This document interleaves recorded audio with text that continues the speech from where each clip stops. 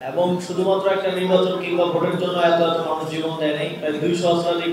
আপনারা জানেন এই গণঅভ্যুত্থানের যে এক দফা ছিল, সেই এক দফা ছিল স্বৈরাচারী শেখ হাসিনার পতন এবং ফ্যাসিবাদী ব্যবস্থার বিলোপ।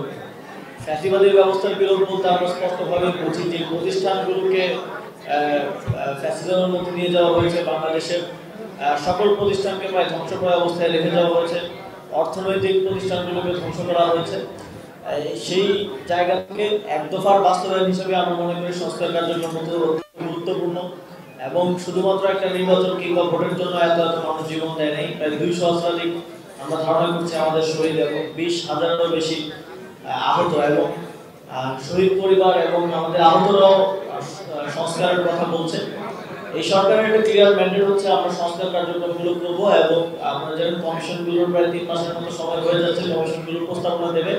তারপর আমরা যারা স্টেক হোল্ডার্স আছে তাদের সাথে কনসালটেশনের ভিত্তিতে সংস্কার কার্যক্রম বাস্তবায়ন করে একটা ইলেকশনের দিকে যাব। ধন্যবাদ।